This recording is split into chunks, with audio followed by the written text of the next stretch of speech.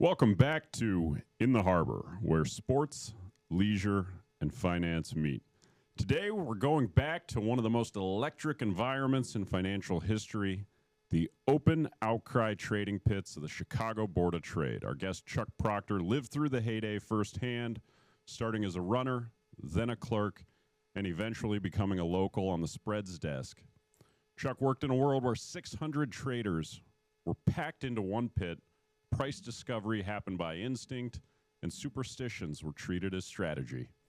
It's a world that barely exists today, replaced by algorithms, co-located servers, high-frequency trading. This episode is the bridge between those eras.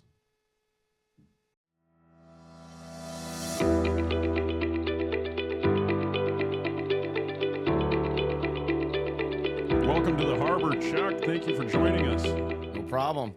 I think we'll have a fun conversation today, but I'd like to hear about kind of how you got into the business. Okay. And what led you to the Board of Trade.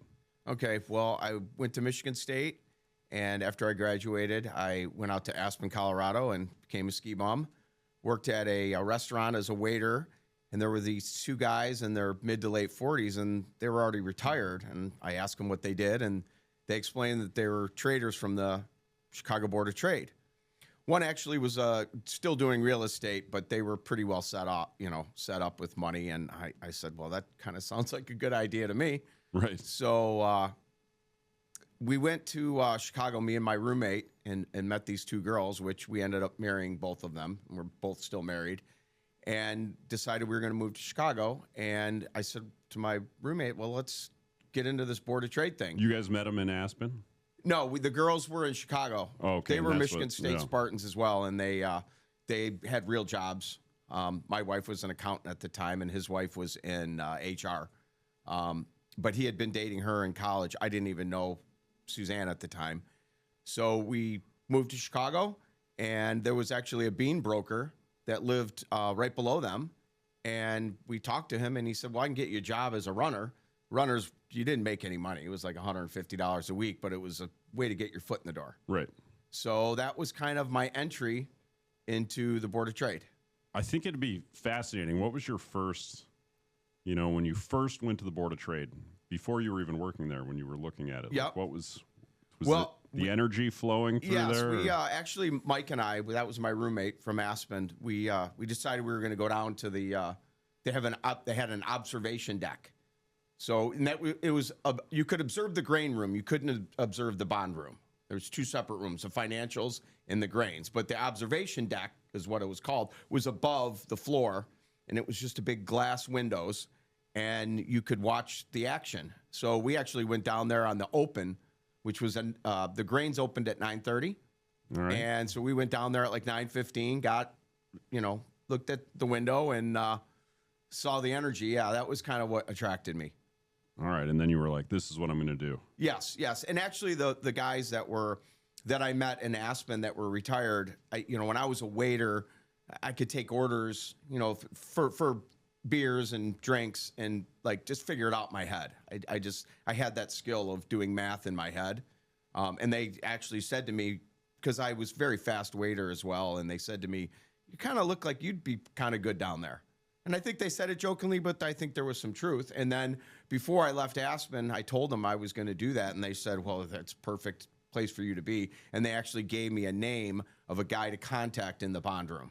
Isn't that funny how some things work out? Like you never went to Michigan State thinking you were going to go to the Board of Trade. It's something that just matriculates later. Absolutely not. I actually got into a couple law schools. And my whole plan was to go to Aspen for one ski season and then start law school the following fall. Well, when I got to Aspen, I was having way too much fun. Of course. And enjoyed the skiing. So I said, let's give it a couple more years. So, I was going to be a lawyer, and then it turned around that I'm a trader. And I think I was much better as a trader than I would have been as a lawyer. Well, that's good then. You found your calling. Yes, absolutely. So let's talk about then your entry into the Board of Trade and starting as a runner and then a clerk. Yes, so I started as a runner in the grain room for Prudential Beige. And Terry, the guy that was the bean broker, Terry Funsick was his name. He got me and my roommate Mike jobs at Prudential Beige as runners. And I told him I want to be in the bond room. I want to be in the bond room. And after 3 weeks, a position for a runner opened up in the bond room. So I went over to the bond room, and the name that these two guys, I don't remember their names, from Aspen gave me the name of the guy who ran Chase Manhattan Futures. His name was Mike Boss. So I went over and saw Mike, and I actually saw him when I was in the grain room, and he said, well, get over to the bond room, and then we'll talk. So I got over to the bond room, and I went and saw him, and he said, well, this guy, DJ Murphy, who was a very, very large spread broker, he's looking for a clerk. And he said, I think, you guys would get along great. So I went and met Don and had, the first interview I had with him. And then I got home, and I remembered a fraternity brother of mine, Brett Bowman, had been at the Board of Trade for many years, 2 or 3, while I was in Aspen. So I called Brett, and I told him, hey, I'm going to be interviewing with this guy, Don Murphy. He said, DJ? And I'm like, yeah. He goes, I just worked for that guy for 3 years. He's like, I'll give him a call. I'll give you a recommendation. So the next interview, I talked to Don, and he's like, we started talking about Brett and whatnot. And so I got the job. And I was thrown into the fire because Don was a spread broker. And spreads, there's like a 6-week period back then where they were gangbusters. And then the next 6 weeks, they were quiet. Well, I got thrown in pretty much right when it was going hard. So my feet to the fire, so to speak. Oh, that must have been electric. It was electric. Yeah. Yep. All right. So then let's talk more about the clerking. How long were you in the clerk position, and then? So, Don, I started with Don in, I want to say November. Let's just say November 1st of '94, and I did that until May 1st of May of '97. And Brett actually had taken over a deck of another guy, John Powers, and John had gotten sick and had to leave the business for a while. And so Brett was basically taking care of John's business for him. Because at first, Brett was John's backup broker, and then John got sick and had to leave. And, his plans were to come back, and Brett was basically doing his business for him while he was out of work. And Brett came to me at some point, end of April of '97, and said, hey, I want to become a local. So to explain things, at the Board of Trade, there's 2 traders. There's a broker who actually fills business for customers, and you get a commission from that customer, anywhere from 65 cents to $1 a contract. And then there's a local. A local is someone who trades his own money. So Brett said, hey, I want to be a local. I don't want to do this brokerage anymore. Would you like to take the business? So I said, yeah, I want to take it. And I went and saw DJ the next morning and said, hey, I don't, because it was right at the middle of rollover as well. And I said, I don't want to leave you hanging, Don. And he looked at me and he said, no, I can't stop you from, this is an opportunity of a lifetime. Take it. Right. So that's kind of how I went from clerking to a broker. I mean, and there was I did some night trading back in the 90s. At night, to coincide with the Japanese market, you would trade at night. So I had a night badge. So I wasn't just going from clerk to trading. I had some experience. But night trading and day trading are 2 completely different things. 2 different animals. Yeah. I can see that. Yeah. So what was it like if we think about the pit? Yeah. So you had 600 people there. Well, 600 traders. We probably had, on the floor itself, there was probably 8,000 to 10,000 people. And there were separate pits. You had the 30-year bond pit. You had the 10-year note pit, the 5-year note pit, the 2-year note pit. Fed funds pits, you had the 30-year option pit test. So there's multiple pits. The pit that I traded in at the time was the largest. It was the 30-year bond pit. I think there was approximately 600 traders, and then all the brokers had multiple clerks. So, I mean, in the pit itself and outside around the rim where the clerks were, and there were clerks, my clerks were in the middle of the pit with me. I would say there was at least 1,000 to 1,200 people just in that pit. Traders, 600. Oh, that's incredible. And then, I'm just trying to visualize, because I think a lot of our audience can probably visualize the heyday of the open-outcry pits. Yes. And, it's largely lost on society today with all the algorithms and completely. computers. But how long did it take you to really wrap your head around and you said you were thrown into the fire, but the hand signals and the... Well, so the hand signals I learned as a clerk, right? So the hand signals was just part of learning your job as a clerk. I knew all the guys in there. I mean, they might not have known me, right? Because the top step guys. So let me go back. The pit is an octagon, okay? And you have the top part of the pit, the top rung. Those are the biggest traders, you know, that will take the most size, the most volume. And as you go down the steps, you know, there's smaller and smaller traders. Then I was in the middle. I was a spreader. So in the middle, you trade the second option and then you lay it off on the top brokers. So you were spreading a trade, you know, in essence. Right. So basically it was an octagon. That's the best way to explain it. So, I mean, somebody might look at it and think chaos, but it was very organized. It was very organized chaos. Yep. Yeah, I always like to say it was like music, kind of. Like, you know, if you listen to a symphony, you hear all these different, you know, strings and horns and percussion. And like someone, it might seem unorganized, but when it's played together, it's very organized. And, you know, these guys you're with every day. So someone from an outside would be like, well, how does he know who he's trading with? You just know. You make eye contact, and then you check the trade as it's going on. You check the trade with the person. As you sell someone 100. I mean, sometimes you didn't have the time to, but usually you sell someone 100 lot, and you would say, hey, I'm checking. You did the 100 with me, right? And then you hand the card out to your clerks, and they come around and they check it with the other guy's clerk, and then everything's handled, and you know the trade will clear. Yep, fascinating. So I think it'd be interesting to get into a little bit of the superstition on the... Oh, sure. Yeah. What was, what was big in your day? Well, for me, if I had a roll going where I was making money every day, I would go in the same door. You know, we had revolving doors at the Board of Trade on each side, and I would go in the same door. I'd go try to get into the same stall to use the bathroom at the end, and I would try to find the best parking, the same parking spot, not the best, the same.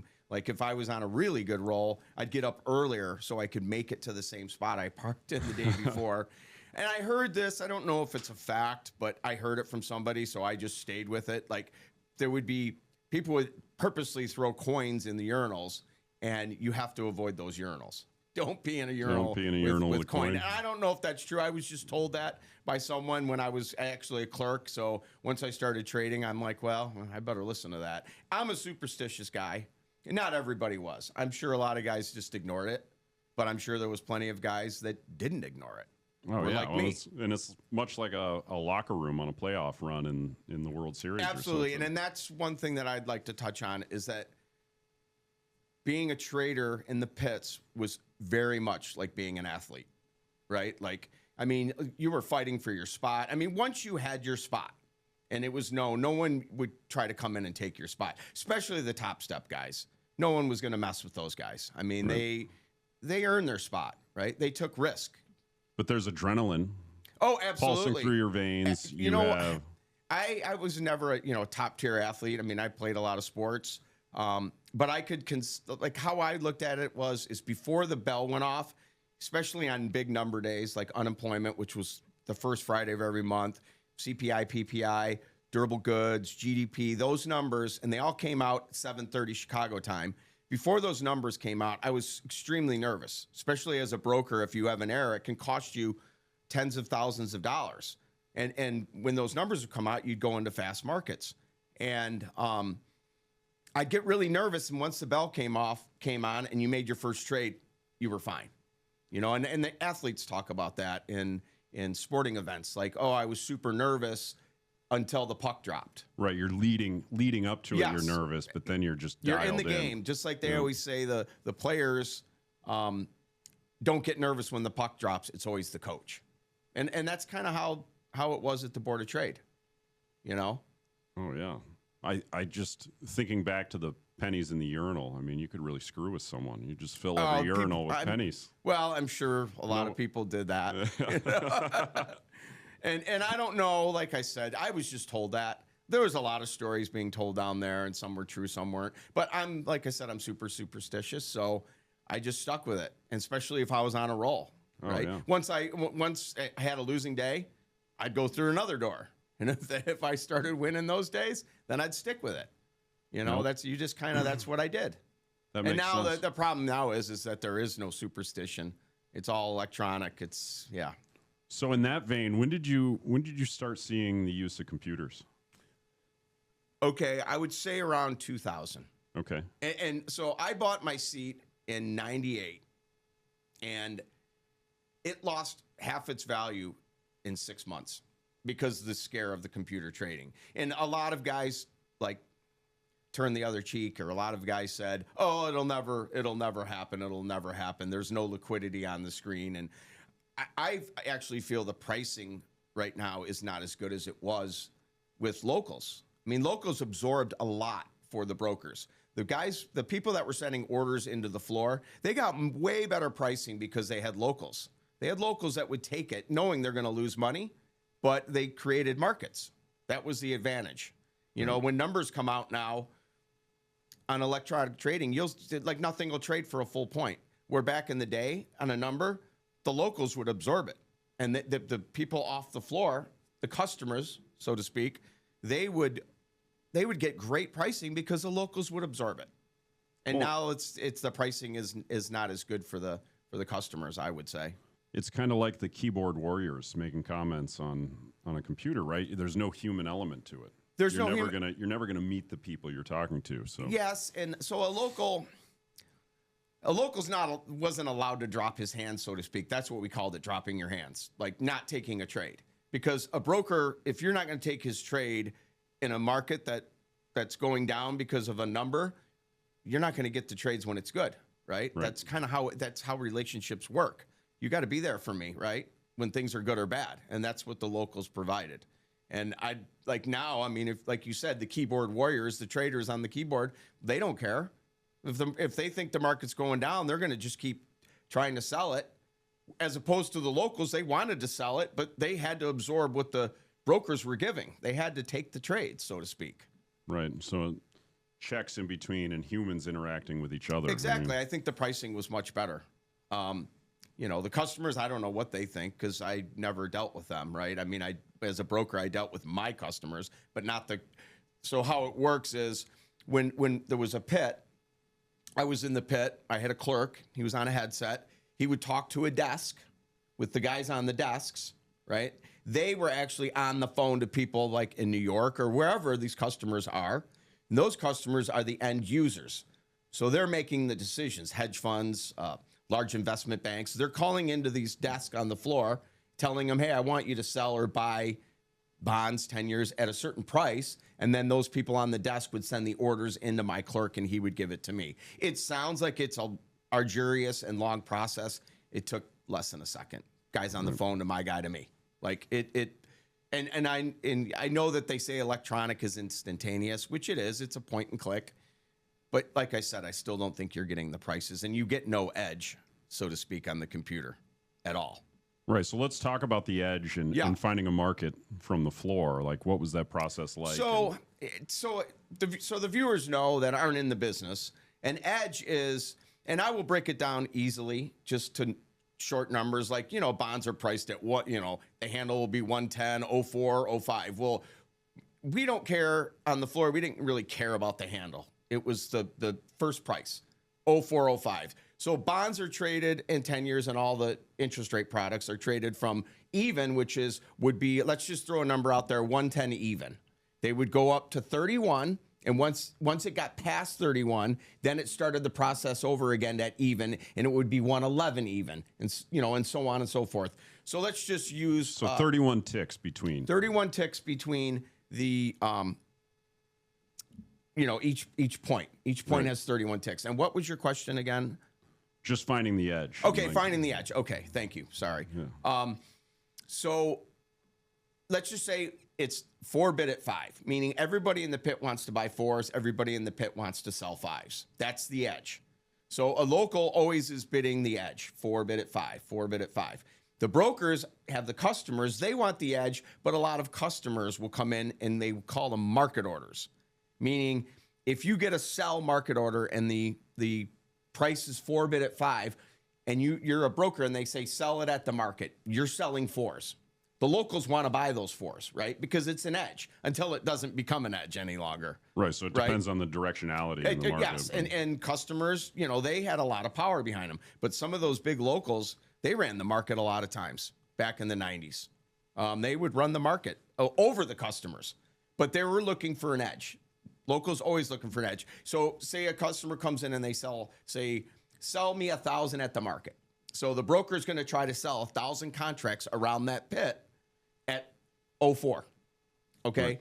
And until enough guys don't want to buy 4s anymore, then if there's no more guys that want to buy 4s and he still has more to sell, he'll say sell it at 4, and then he'll work the 4s for the customer. And now it's 3 bid at 4.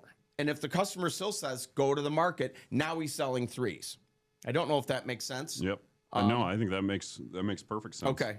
So they'll just that's the market. That's how the markets work, right? And it's and the good thing about the edge is that, which you don't get now in the computer, is if you're 4 bid at 5 and someone starts selling 4s and you are long the 4s, meaning you own the 4s. Back in the day, you had a chance to unload your 4s to someone, usually a broker, because usually brokers will use the edge too. Their customers want to buy 4s and sell 5s. Well, if you're long the 4s, say you're long a 50 lot, while you're long those 4s, you're trying to sell the 5s as hard as you can. It's a pure scalp back then. The markets were pure scalps for locals. And if you're trying to, sell the 5s and all of a sudden you start seeing 4s trade around you, a smart trader, a disciplined trader is going to just sell the 4s, right? Scratch them is what we called it. So you're not losing money. You're not making money. The only thing you're losing is you're paying commissions and fees.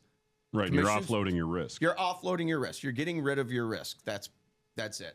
That's all you're doing. And then you start the process over again. If you sold 4s and it goes 4 sellers, you're happy. You're like, okay, I did a good job. I scratched. And now you're starting the process all over again. Now you're offering 4s and trying to buy 3s. Like I said, it's a pure scalp. That's all it is. Right. I think that makes sense. There was a lot of position traders back then. A lot of guys weren't scalpers, but most of us were scalpers. That's how you made your living. Between the two, and no, I think that makes perfect sense. Yep. When I think about, and I lost my train of thought here, but I just had a question I was writing down. But let's go back to the risk taking. Okay. Paired with discipline. Yep. Obviously, you need both. Yes. Anybody who had one and not the other? Or? Oh, yeah, there was multiple guys, but they didn't last. Right? Like, that's the unique part of a trading personality, right? You have to have that ability to want risk, right? You want to risk money to make money, but you better have discipline. And to me, the more important side of it was discipline, right? Like, anybody can just go into a pit and start selling. Let's just go back to the 4-5 analogy. Anybody can go in the pit and say, I'm going to take some risk. I'm going to sell the 4s. Well, all of a sudden, it goes 5 bid. Now you're already down money, right? You're down money, and you can't even buy the 5s, right? Because it's 5 bid now. And then you might even get more stubborn and then say, well, I'm going to sell the 5s too. I know I'm right. Sell the 5s, and then it goes 6 bid, right? And now you're really in a jam. So you better have that discipline. And a lot of those, like I said, those top step guys, the big traders, if they saw someone in trouble, they were sharks. Like, say they saw someone selling 4s and then it goes 5 bid. Then they see them selling 5s. Those guys on the top step, they're going to go 6. They're going to buy 6s. If they see there's no one offering 7s, they're going to buy 7s. And they know that guy down there is stuck. And not only is he stuck, now a lot of other guys are stuck. They wait for everyone to start buying 8s, and then they're hoping the customers might panic a little and buy 8s. Now, the guys that were on the top step that were sharks that were long 5s, 6s, and 7s, they can just sit there and sell 8s to everybody, and now they made money. Now, that didn't happen all the time, but it happened. Right, and that's making a market, too. That's exactly what the locals did. They made a market. Now, I don't know who makes the market. Nobody knows. It's all invisible liquidity is how I like to think of it. So let's think about volume. So would you say volume's gone up tremendously? And is that artificial volume or? Well, I would say open interest has gone up tremendously.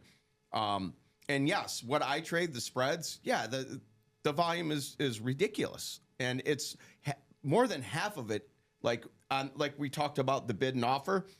Now when we trade the spreads and there's a bid and offer, half of the bid and offer is completely fake. It's not really there because these algorithms come in and they want to bid. So how it works, I guess I'll have to explain it.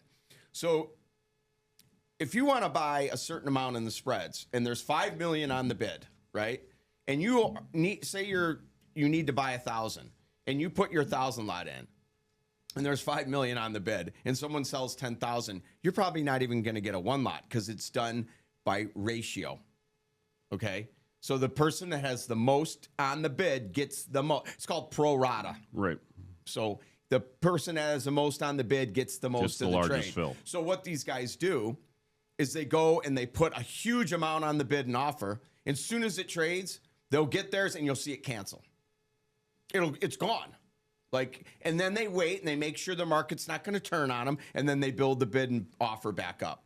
To me, shouldn't even be legal, because why should you put something on that you're not going to accept? It used to not be. They called it spoofing. Spoofing the market, meaning bidding for more than you really even want just to make the market go your way. And they let it happen. And what can happen, I think, down the road, there's going to be a catastrophe at some point, because these people put these large amounts of bids and offers in that they don't really want.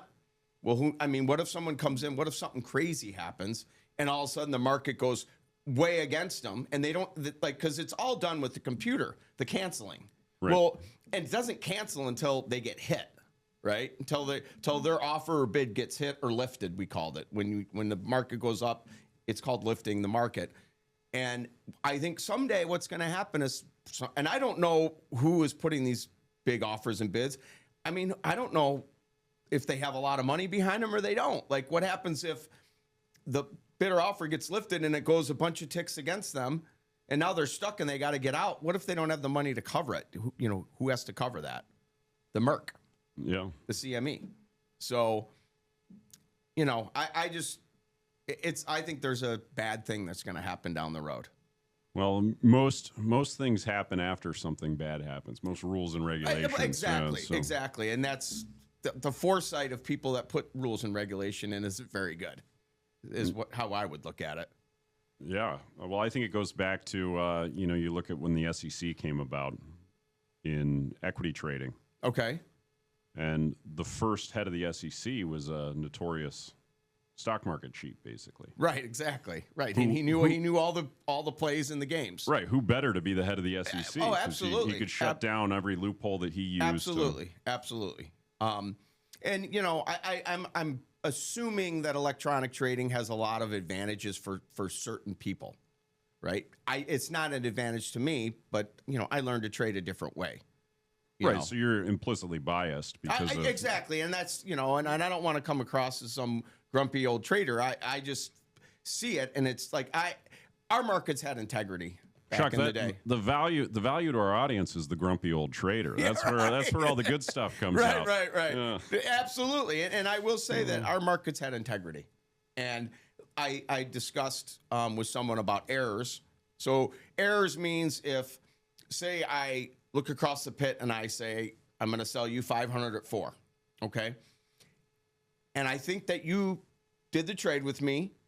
You thought the guy across the pit thought I was doing it with someone else. Somehow our trade checkers didn't check it. And the next morning I wake up and I told my customer I sold 500 at 4. And we wake up the next morning and the market's down 10 ticks. Well, I owe my customers those 04s. I owe them to him because I told him he was filled at the desk. They told their customer off the floor they were filled. Well, what happened back in the day is those happened, not a lot, but they happened. The big ones didn't happen as much. But so now you're down 5,000 ticks, which is $150,000. Well, the broker usually would go to the guy and you usually split those errors. And even though the guy didn't think he traded with me, on a lot of times, that person, that local across the pit, would say, hey, we'll split it. I mean, that was kind of the rule. You split errors. I mean, sometimes there was extenuating circumstances where you didn't split errors, but most of the time you did. And it went both ways. Sometimes you had an error and it was a winner, and then you would split it with the guy. I mean, and there was no one, like, these trades were verbal contracts. There was nothing holding you to say that you had to do that, but there were, and that's where the integrity came in. Right, because, I mean, part of it is nobody's going to do business with you. Well, that's a big part of it. Absolutely. So it's keeping each other honest. Exactly. And it was by a handshake. Yeah, where do you get that anymore in this world? Nowhere. Nowhere. You get nothing like that in this world. And that's where it was awesome. Well, and that goes back to the human element of it. Yes. The fact that you're at the end of the day, you're individuals and you're working with each other. So there's... Yes, and there's got to be respect. And I will tell you, I'm 57, so I've been around a lot of different groups of people and stuff. There was never more generous people than the traders at the Board of Trade. If someone got sick, we all donated. You know, if a clerk had a problem, it was taken care of. I mean, there was exceptions, just like any group pool of people. There's an exception here and there, but for the most part, those guys down there were the most generous. Just like my old boss, I came to him in the middle of a rollover, the heat of it, and said, hey, I have this opportunity to take this deck. You know, do I have your blessing? He said, not only do you have my blessing, I'll give you a $100,000 guarantee. Meaning if I had an error up to $100,000, he would cover it for me. Well, where do you get that? Right, that just doesn't exist. It just doesn't exist in anymore. The busy period, too. So yeah, you think and about the I rollover knew, of and the that's quarter. why I came to him, and I was kind of concerned, like, I don't want to really leave him hanging, but I'm like, this could be my only chance. And he got it, he got it. And he said, hey, I'm not going to hold you back, and I'll write you a guarantee. Like, that is... Yeah, I mean, there's something wonderful people. Great about that, just wanting people to succeed and Exactly. And we were all that way. Like, if my clerk wanted to go and trade, it was always, yeah, for sure. For sure. And the bonuses down there, Christmas bonuses, that was always the best time of the year. I can As imagine. a clerk, I mean, it was pretty crazy. And there was this one guy, and he had a clerk, and he told his clerk, always around Christmas, I'll either give you X amount, which was a huge amount, like a lot. And he said, you can either take this dollar amount or you can roll the dice and pick any day you want. And whatever I make that day trading will go in your pocket. And I mean, this guy that offered that, he could make $500,000, $1 million in one day. Now, he could lose it too, but the clerk had no risk. It wasn't like, hey, if I lose this, you've got to cover my loss. It was like, who wouldn't roll the dice, Roll the right? dice, Especially right. when you work for this guy. Now, if I was a clerk and he was up like 150 grand, I'd be like, dude, you're done for the day. Stop Go trading. home. Yeah. Stop Go trading. down to Series and have a cocktail. Well, and Series is still talked about a lot. I mean, they just talked about it in the Bear. If you watch that show on FX too. Yeah, that place was stiff drinks. I wasn't a huge Series guy. I didn't really partake in Series, but I would go across the street at Cactus, it was called. But I had a few drinks at Series, and oh man, yeah. That's why I didn't go there too often. Too many, from what I hear. Well, I was a big breakfast guy, and they had the best corned beef hash and the best eggs Benedict you'll ever eat. Oh, really? Yeah, it was. And so I would always wait till the numbers came out and things kind of settled down, and I'd run down there as fast as I could and eat it as fast as I could. Hopefully, be done in 10 minutes and back on the floor. Well, that's brings up a great point, because when we watch videos from the chaos, that's obviously during either fast-moving markets or busy periods. Yep. So what was the downtime like in the trading day? It could get really grueling. So the top or the outright guys. Okay, outrights is the front month, the most liquid contract. Those guys are outright traders. That pretty much stayed pretty busy, but it could get slow. I was a spreader. Okay. That's a different part of the business. And like I said, that you were busy for like 6 weeks and then you were down for 6 weeks. I mean, a lot of guys just left for 6 weeks and didn't come around. But as a broker, I would talk to my customers, hey, give me some outrights. Let me, and then I built some business up doing that, trading their outrights for them. And then I would trade outrights as a local. I was young. I wanted to, build my bank account up. But yeah, the downtimes, I mean, there was a lot of joke telling. I mean, a lot of silliness. Like, really, there were super wealthy guys and a lot of risk takers with good discipline. But in the end, we were just like kids, man. It was like being in middle school, to be honest. Yeah. Well, it goes back to the locker room analogy. It was a total lock. Yeah, it was total lock. And there was some women down there too, and they could take it, man. They could take the stuff, and they were tough, and they were good too. They were good traders. Oh, fantastic. So I think, as we go through the evolution, obviously you probably look back longingly at that era of the 90s. Oh, you can. Yeah, it's all my friends do. We all that were traders back then. It's sad to us. But, I mean, things change. The world changes. You either get with it or you get left behind. And most of the guys, hopefully most of them did well enough and sock their money away. But that was part of the problem, too. I mean, you just didn't think it was going to end. And, like, when you were going in making this money every day, it was like, why save it? You know? It's easy to lose sight of it. Yes, but I evolved, and I was lucky because spreads are different. Outright trading on the computer was extremely difficult.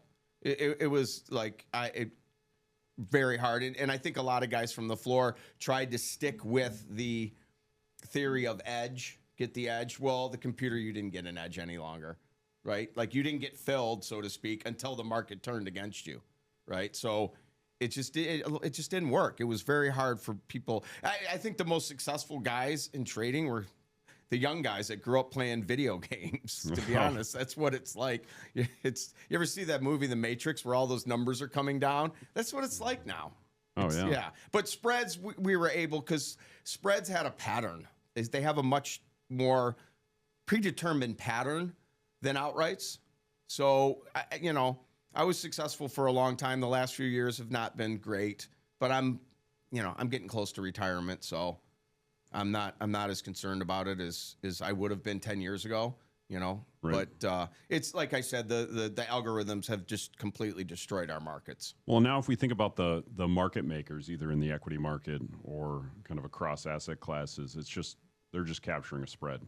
Right. In between, and that's right. They're keeping the market, but just capturing the spreads. Yes, I don't know much about market makers at the stock exchanges.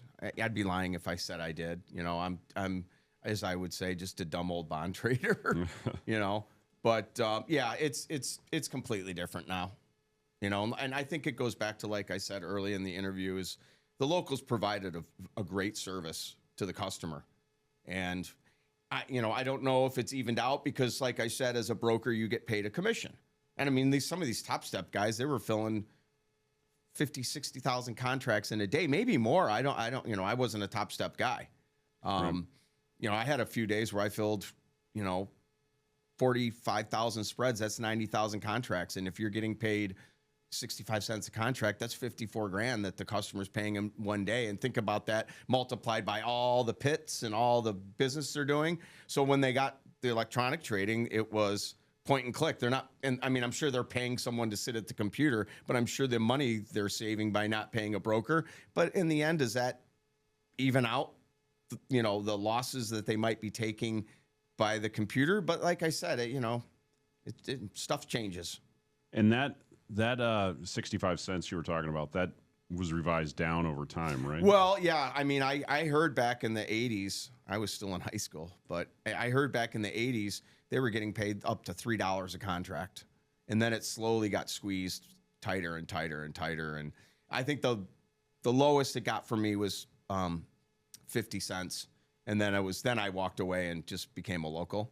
And the guy that Brett had been watching the deck, he had come back in like 99 or end of 98. And we shared the deck, and slowly the business got to where it wasn't viable for two guys. And it was his business to begin with. Right. So I just said, hey, John, just take this. It's yours, and I'll just become a local. So, yeah, it got to the point where, I mean, because you have to consider, you're getting all this money for commission stuff, but you got all these clerks you got to pay, and you're paying clerks, and then the error part of it, right? The risk reward, it gets to a point where commissions aren't covering the risk reward. I'm not saying you're not making money. I don't want to say that, but we were all down there for a risk reward situation. Right. Is the reward going to be worth the risk I'm taking? It's kind of how we looked at it. Yeah, and that's where the discipline comes in. That's where the discipline comes in. Calculated risk taking. Exactly. And like, the best book I ever read was called The Disciplined Trader. And that was the first book I read as a clerk. And the basic theme of it was always take responsibility for your trade. No one made you put it on.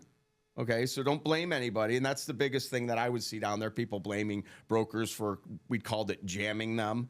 Well, you can say no, but like you said, then you're not going to get trades later down the road. But, the guys that complained and said, this wasn't my fault, they didn't last, right? You take responsibility and then you cover your losses.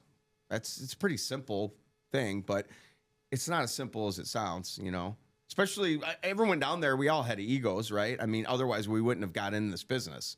And it's hard to accept that you're wrong, right?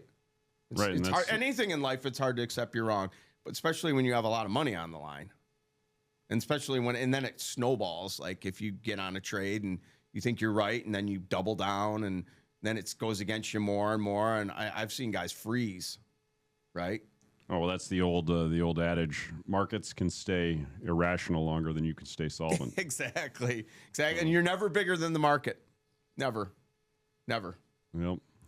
Well, one thing we like to do here in the podcast studio is a rapid fire Q&A to end things. So feel free to answer however you deem fit. Okay. As long or as short as you'd like. Yep. So, favorite pit superstition that you've seen or used? Going through the same revolving door. Okay. Covered that. Most chaotic trading day you remember? 9/11. That would make sense. It was actually not 9/11, the days after 9/11. Right, just that market. Yeah, just that market, yeah. I get that. What's one trait from pit trading that would still give someone an edge today? Discipline. All right. Your favorite market movie or documentary? Wall Street. All right. That's a good one. I thought maybe Trading Places.